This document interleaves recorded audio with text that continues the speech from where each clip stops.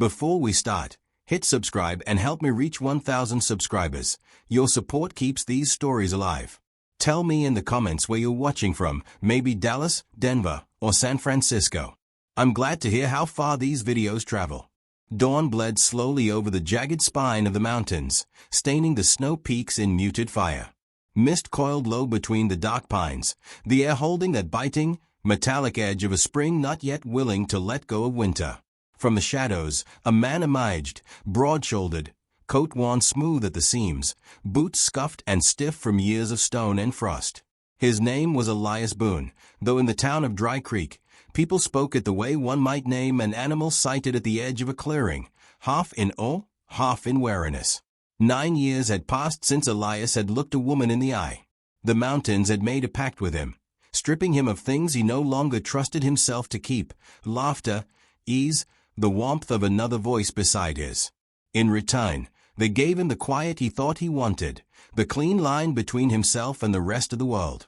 But the price of that quiet was evident in his eyes, cool, unreadable, the shade of pine shadows just after sundown. He came down from the high country only when supplies demanded it. A sack of flour, a pound of coffee, lead shot, and nothing more. Even then, his presence drew the town's eyes like iron to a magnet. Folks in Dry Creek didn't understand a man who kept no company. Some whispered that he'd lost a wife to fire or fever. Others claimed the wilderness had swallowed his mind whole. Elias neither confirmed nor denied. His silences were not defensive. They were walls so high, no one could imagine the gate. This morning, the wooden boardwalk outside the general store was damp with last night's rain. Elias pushed the door open, stepping into the warmth that smelled of burlap and lamp oil. He gave the briefest nod to Mr. Avery, behind the counter. A few patrons murmured, glancing up from barrels of seed and stacks of cloth. That was when the stagecoach came clattering into town. The sound reached inside the store like a sudden gust, drawing people to the doorway. Elias paused, a tin of coffee in his hand, and turned just enough to see her. She stepped down from the coach without help, though her gloved fingers lingered a moment on the doorframe. The hem of her pale dress was dusted from the road, her posture straight as if she feared that bending even slightly would let the world see her weariness. A small carpet-bag hung from her wrist. Her face held no smile, only a quiet scan of the street, as though she were taking the measure of the place before it could take the measure of her. Abigail Hart. That was the name spoken later in the store, passed from one tongue to another in low, curious tones. A widow from the East, come to work as a seamstress for Mrs. Larkin, who'd been aching for help in the dress shop. From where he stood, Elias caught her gaze for the space of a breath. Her eyes, the color of weathered amber, seemed to search without fear, though they carried a heaviness he recognized. He looked away first, dropping the coffee into his sack, and left without a word. Dry Creek thrived on stories, and when none existed, it made its own. By sundown, people had already woven Abigail into their talk. Pretty thing, some said. Doesn't know what she's in for here. Others, glancing toward the ridgeline, muttered that she'd best steer clear of the mountain man. 2 days later, they crossed paths again inside Avery's store. Abigail stood at the counter, a bolt of deep green fabric balanced awkwardly against her hip. The weight shifted, and before she could steady it, Elias stepped forward, taking it from her arms and laying it gently on the counter. "Thank you," she said, her voice low, steady. He gave a small nod. Mr. Avery grinned from behind the counter. "Careful, Miss Hart," he said, his more grisly than gentleman. Laughter rippled through the room. Elias didn't flinch, didn't defend himself. Instead, he adjusted the fabric so it wouldn't crease, then turned and left. Abigail, still watching the door after he'd gone, noticed that small act, the way his hands were careful where his voice was not. In the days that followed, Elias found her silhouette in his mind more than once, sewing in the window of the dress shop, or stepping out onto the boardwalk in the late afternoon light, brushing stray hair from her face.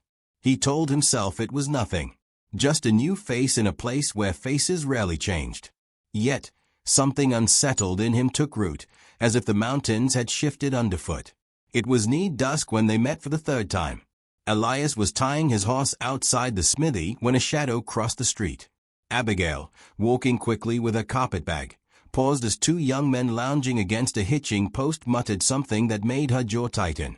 She walked past without acknowledgement, but her pace quickened. Elias's gaze followed her. He couldn't hear the words, but he knew their shape, lazy, drawling syllables meant to prick, to mark a newcomer as an outsider. His hand tightened briefly on the reins before he turned away. She was not his concern. And yet, when he reached the top of the street, she was there again, standing in the growing dark outside Mrs. Larkin's shop, fumbling with the lock. Her fingers shook slightly, whether from the chill or something else, he couldn't tell. For a moment, he hesitated in the shadows, watching her succeed in turning the key. She stepped inside and lit a lamp, her outline framed in the warm glow. Elias moved on, but the image lingered. He didn't know why. He had carried the weight of silence for nearly a decade without complaint. But now, in the dimness of the high country nights, the thought returned, that a stranger had stepped into Dry Creek with her head high, and that every pair of eyes, his included, was already testing her mettle. On the ridge above town, the wind curled through the pines. Elias stood there, looking down at the pinpricks of lamplight below, and felt something he had not felt in years, a pull, faint but certain, toward a place and a person. He told himself it meant nothing. Yet, in that quiet, he knew the lie for what it was. The summer heat settled over Dry Creek like a heavy quilt, the air thick with dust and gossip. Abigail had been in town for nearly 2 months, her presence now a familiar thread in the fabric of daily life. She worked quietly in Mrs. Larkin's dress shop, fingers swift over needle and thread, her eyes often lifted to the street beyond the window. Elias passed by less often than she noticed, but when he did, she greeted him without hesitation, as though his silences were not walls but rooms she was welcome to step into. Not everyone shared her ease. The whispers had grown sharper, honed on the slow grind of small-town boredom. Widow Hart set her sights on the wrong sort, someone muttered near the water pump. Boone's no fit company for a lady, his half-wild. The words traveled from porch to porch, twisting into warnings disguised as concern. Abigail heard them, though she gave no sign. Elias heard them too, though his reaction was only the tightening of his jaw and the occasional stillness in his eyes, like a man deciding whether to speak or keep his silence intact. It was the small, unspoken exchanges between them that began to weave something neither could name. A late afternoon storm rolling in fast from the mountains, Abigail stood outside the shop, waiting for the rain to soften before daring the walk home. Elias appeared from the shadows, his hat in his hand. Without a word, he held it out, not for himself but to shield her from the downpour. She took it, their fingers brushing for the briefest instant, and the rain seemed suddenly louder around them.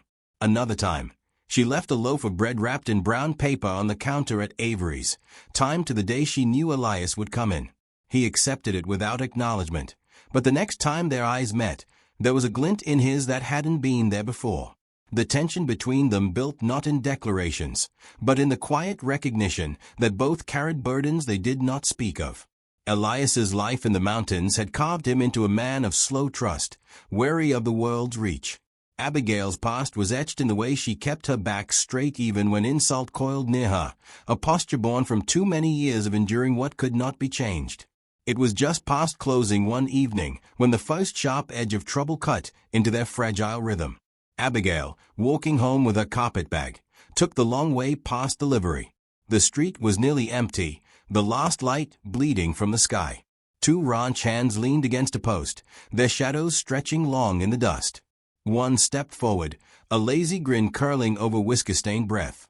"Evening, Miss Hart," he drawled. "Walking home alone?" She tried to pass without reply, but his hand hovered too close to her arm, blocking her path. The other laughed under his breath. Abigail's fingers tightened around the strap of her bag. She could smell the heat of the stables, the sour tang of drink on his skin. A sound came from the far side of the street, a slow, deliberate set of footsteps. Elias emerged from the gloom, every movement measured. He did not raise his voice, did not curse or threaten.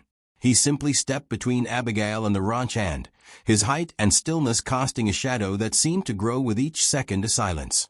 The drunk man's smirk faltered. After a moment, he muttered something under his breath and backed away. Elias turned to Abigail. "You all right?" His voice was low, gravel threaded with concern. She nodded, though her heartbeat was still high in her throat. He walked her home without further words.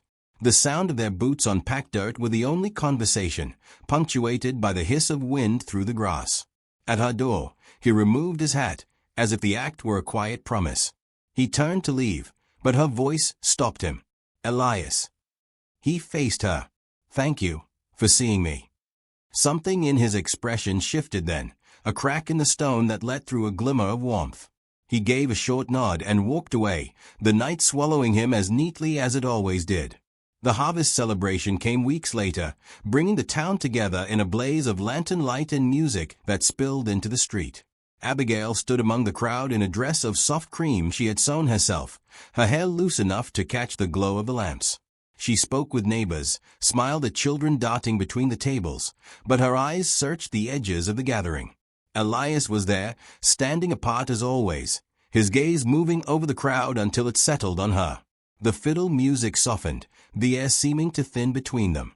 Without hesitation, he stepped forward. The chatter faded to a murmur as people noticed the unlikely pairing unfolding in plain view. He stopped before her, his hand reaching out, not abrupt, not tentative, but steady, as though he had been certain of this moment for a long time. She placed her hand in his, and his fingers closed around it, warm and sure. For the first time in 9 years, Elias Boone looked at a woman not as someone from another world, but as if she were the only thing tethering him to this one. He leaned close enough for only her to hear. I haven't seen a woman in 9 years, until you. The music swelled again, but neither moved to it. They simply stood, hands joined, while the town watched and whispered. Whatever would come next was unwritten, but in that single, unshaken clasp, something had already been decided.